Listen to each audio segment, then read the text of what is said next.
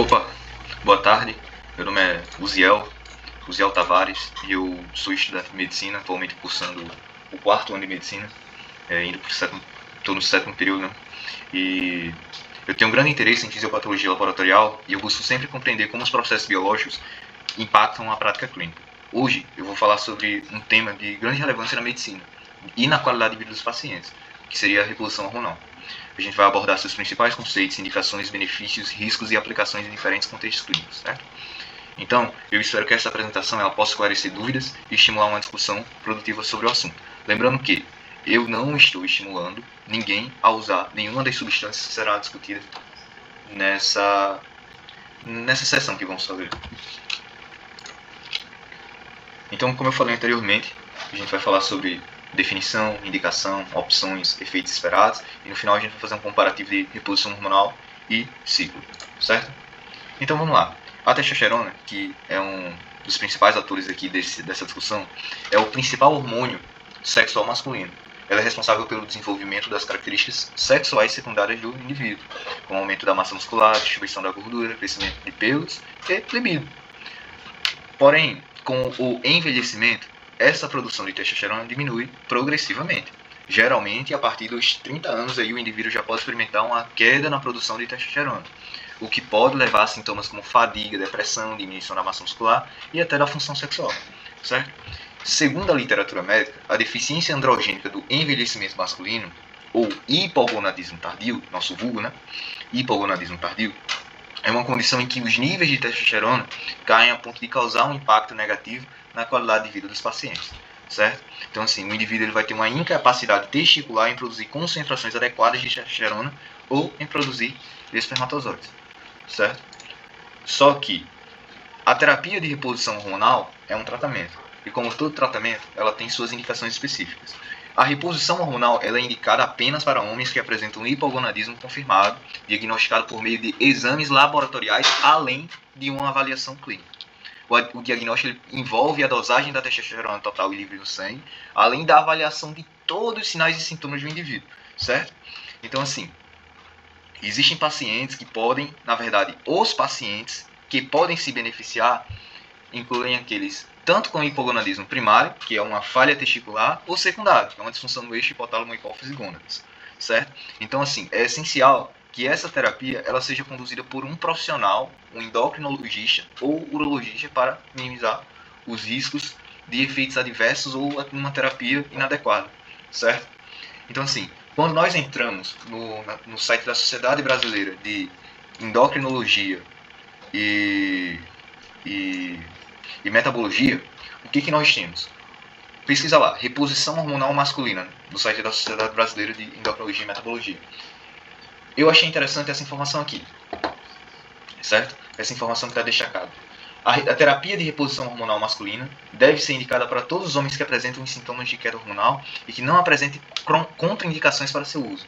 Ela pode ser administrada através de gel, adesivos, cutâneos ou injeções. Então, assim, uma parte que a gente tem que frisar bastante é assim, não apresenta contraindicações para seu uso, certo? Ou seja, tem indicações e existem contraindicações. Então não é qualquer indivíduo que pode fazer essa reposição. Então vamos lá, o que a gente pede? A gente pede o seguinte, a gente pede texto total. A texto total, a gente colhe geralmente, preferencialmente, o sangue em jejum e pela manhã, entre 5 e 11 horas da manhã, certo? Por que a texto total? Por que a gente pede texto total? Porque ela é um indicador primário dos níveis hormonais. Ela é essencial para o diagnóstico, é fundo imprescindível para o diagnóstico de hipogonadismo. Também a gente pede texto livre, porque aí a gente consegue medir a fração ativa do hormônio no organismo. Isso vai auxiliar na confirmação da deficiência hormonal. Beleza? Também a gente vai pedir LH. O LH, nesse caso aí, a gente vai avaliar a regulação. Ele vai ser importante para a gente avaliar a regulação do eixo HHG, hipotálamo, hipófise, gônadas, certo? Então, um LH elevado sugere uma coisa, um LH baixo sugere outra. O que um LH elevado pode sugerir? Um hipogonadismo primário, uma falha testicular. Tá, e um LH baixo? Aí, um LH baixo, o inapropriadamente normal, ele pode sugerir um hipogonadismo secundário, e a origem desse hipogonadismo secundário pode ser tanto hipofisária quanto hipotalâmica. Aí vai precisar de uma discussão maior aí, que não vamos entrar.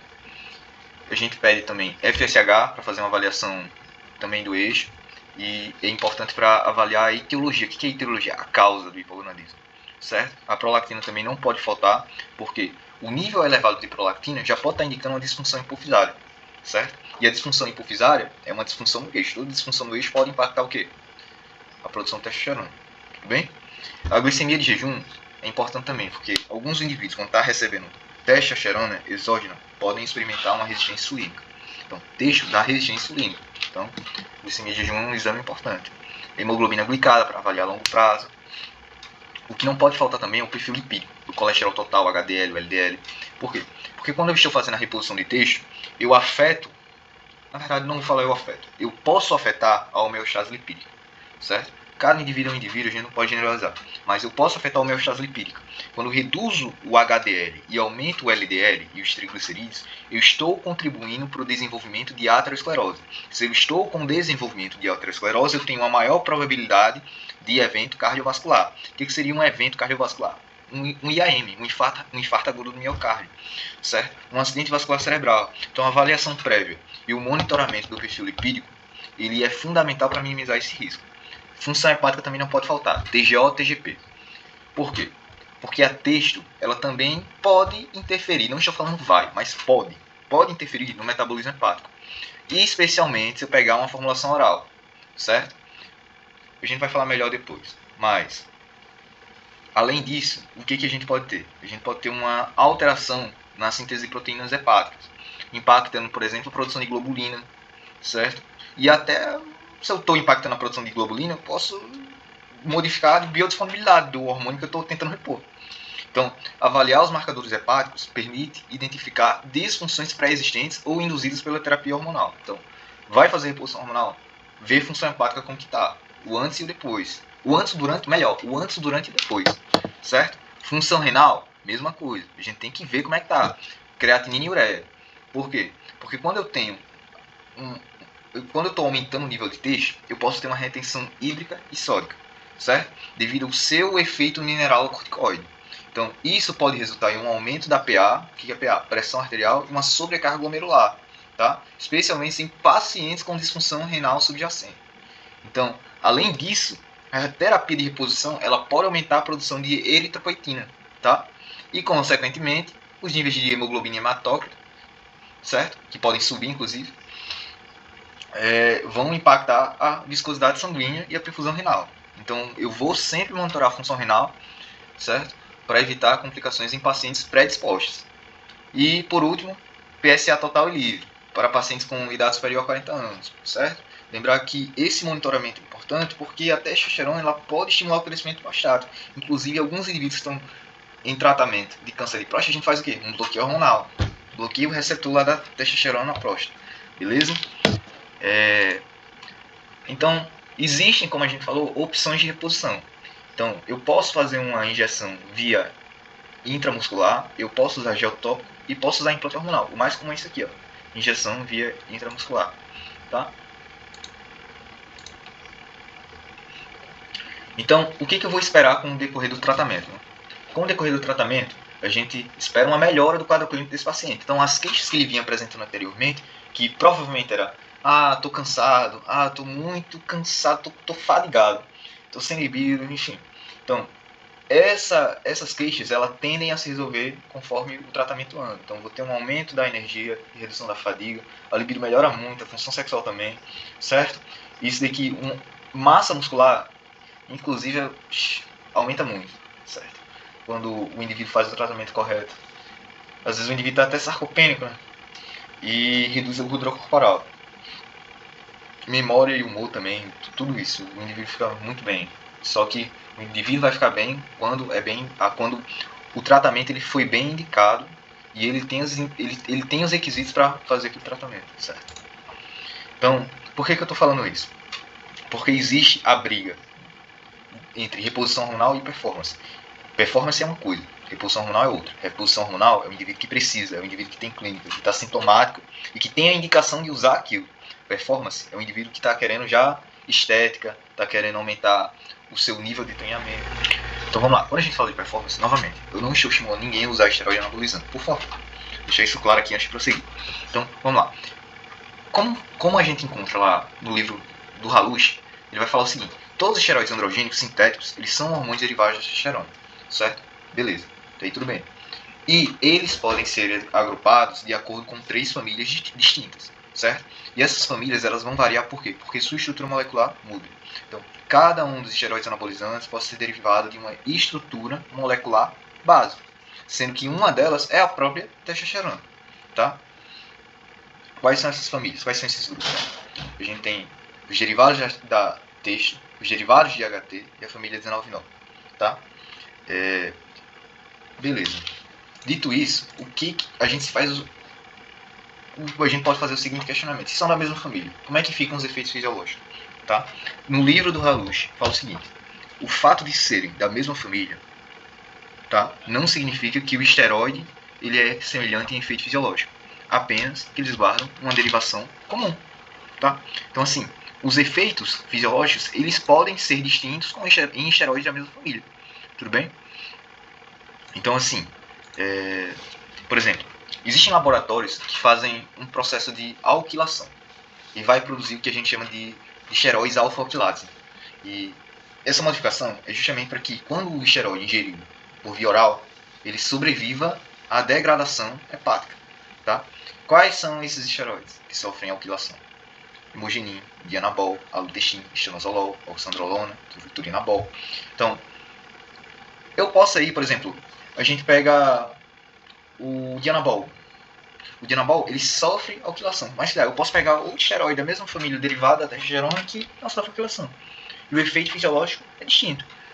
Então, eu posso também sofrer mais ou menos degradação hepática. Tá? E influenciar também no efeito fisiológico. Antes disso, eu queria esclarecer algumas informações que reforçam aquilo que eu falei. Esteroide é medicamento. Medicamento não deve ser usado de qualquer maneira. Existem indicações. Por exemplo, você pega a oximetolona. Você sabe o que é uma oximetolona? É o que a gente conhece popularmente como hemogenin, tá? Mas na verdade, no meio científico, a gente pode chamar de oximetolona.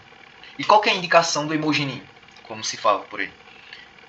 Anemias causadas pela produção deficiente de eritrócitos. Então, assim, um negócio que a gente está usando para ficar forte, para ficar sarado, na verdade tem uma indicação totalmente diferente, tá? Então, esteroide não é brinquedo, esteroide é medicação. Então, medicação tem sua indicação, tudo bem? Tá. Reposição hormonal e ciclo. A dose de reposição hormonal não é a mesma que o ciclo, certo? A reposição hormonal, na reposição hormonal a gente usa uma ampola a cada 15 dias com acompanhamento médico. Geralmente a gente usa uma medicação que aqui no Brasil chama Durateston, certo? E qual que seria o objetivo dessa reposição hormonal? Manter o nível de testosterona entre 300 e 900. Né? Geralmente, abaixo de 250 nanogramas por decilitro, a gente já tem uma testo baixa, né? E começa a experimentar sintomas de falta de energia, indisposição física, perda de libido, fadiga mental. Então, eu acho interessante também uma reflexão que Renato Cariani faz no canal dele, quando ele faz um vídeo falando sobre Durateston. Ele fala o seguinte: o homem, ele faz essa reflexão, né? Que inclusive é um fato científico. O homem, ele produz 10 miligramas de texto por dia. Isso dá 70 por semana. Aí o indivíduo ele vai usar Durateston, que é 1 ml, 250 miligramas. Então, assim, é 1 ml, tem 250 miligramas, só que aí você tem a presença de radicais que vão atuar na meia-vida do medicamento. Então, vamos dizer que a texto pura mesmo, a gente tem 176 por ampola. Mas, meu amigo, você produz 70 por semana e você está querendo jogar 176 por semana numa ampola.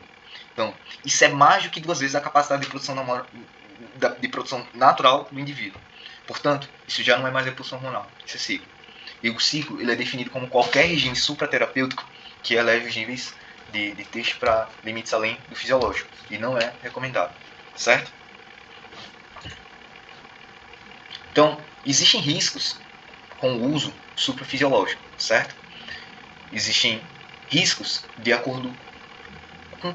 A gente pode dividir, na verdade, esses riscos por sistema, certo? A gente pode ter no sistema endócrino uma supressão do eixo HPT, certo? A gente pode ter gineco, a gente pode ter efeito cardiovascular, aumento da PA, né, da pressão arterial, dislipidemia, como a gente discutiu lá, por isso que a gente já pede esses exames laboratoriais antes de fazer reposição hormonal, efeitos hepáticos, psiquiátricos. Então, existe uma série de efeitos que nós precisamos ficar atentos, certo?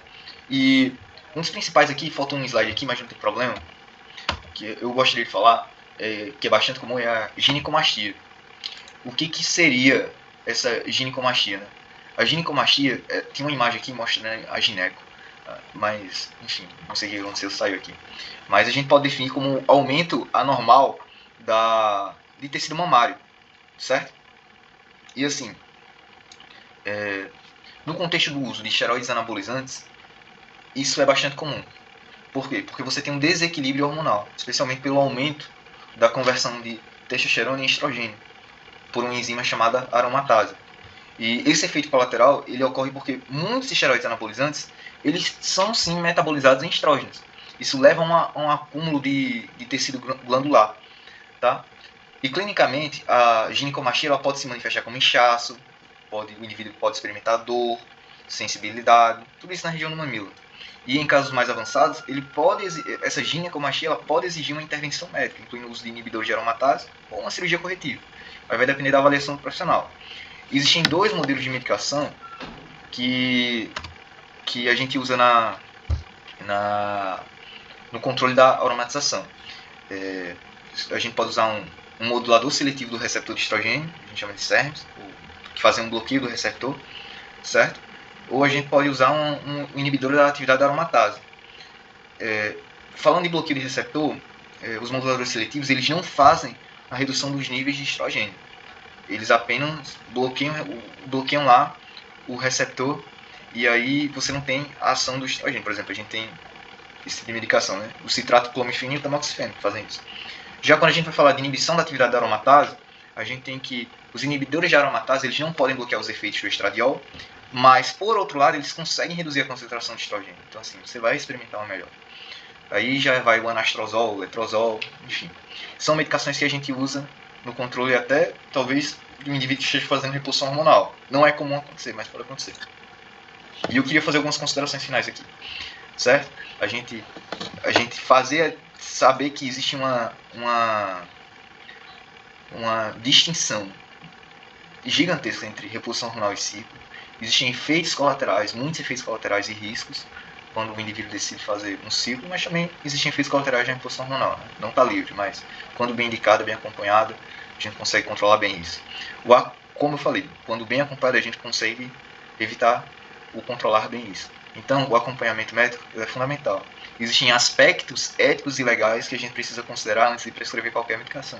Então, se o indivíduo chega pedindo uma receitinha de Durateston, umazinha por semana, se ele não tem, se é para fim estético ou se seja lá porque for, além de uma indicação verdadeira, a gente não passa, beleza? Então a gente tem que ter educação e conscientização na sociedade para que a gente sofra menos com os efeitos adversos de esteroides.